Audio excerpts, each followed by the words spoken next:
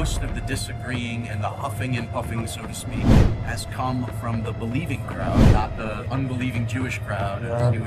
They don't get why we're even saying that. We're here in our booth, and just you were telling me off camera an experience you had yesterday that I wasn't here, so I want you guys to tell us what happened. You know, we're in a beautiful booth actually.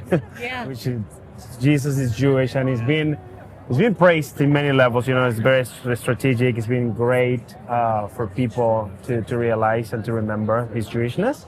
But tell me about it. What happened? Yeah, so, we've been pleasantly surprised by the response so far. We've had a lot of supporters of what we're doing, but there have been some outliers, a couple different hecklers. The instance we wanted to talk about today, we experienced somebody who walked by, he saw our setup, he saw our message, and he used more colorful language than I'm going to here, but just to kind of paint the picture for you, he walked by, he said, "Oh, this is ridiculous. Jesus wasn't Jewish." He was just obviously very hostile and upset about what we were trying to portray. And, we said, okay, well, let's have a conversation about it. So David and a couple other members of our team got a little bit of a dialogue going with him and just kind of see where he was at on that. Yeah, he walked by, he was huffing and puffing with one of his buddies, and he screamed a couple expletives, and he was just kind of going, "Oh, this is ridiculous, preposterous, Jesus isn't Jewish." And then, so I heard him like mumbling sort of about it, and I just was like, "Hey man, how's it going? What do you think of, I hear you're kind of saying some things." And he sort of just said, are you guys, this is your booth? Oh, well, tell me, Jesus is Jewish? Why does that matter? That's what your shirt says. And I went into it and I just sort of explained about Israel's covenant identity with God and how Jesus' Jewishness is a very integral truth for Christians, for non-Jewish believers. And he was like, "What do you mean he's Jewish exactly?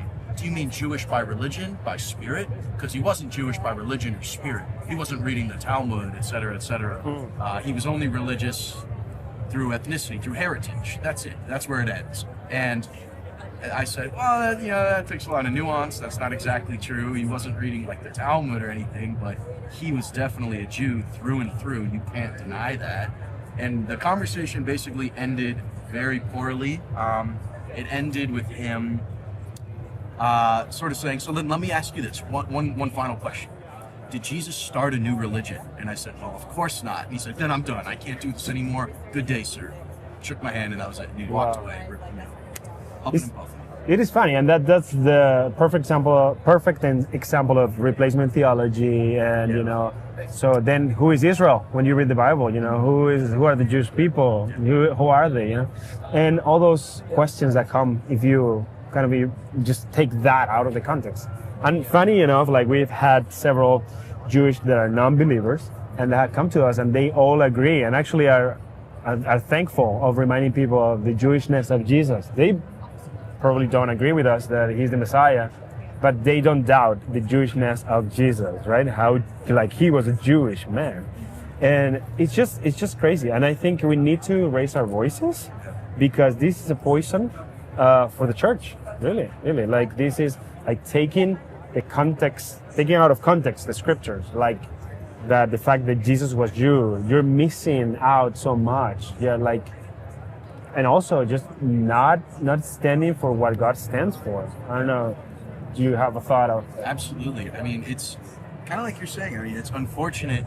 Most of the disagreeing and the huffing and puffing, so to speak, has come from the believing crowd, not the unbelieving Jewish crowd, as you would probably stereotypically think. You'd think it'd be the opposite, but yeah, it's mostly the believing crowd who come by and they don't get why we're even saying that. Which is exactly why we're saying it.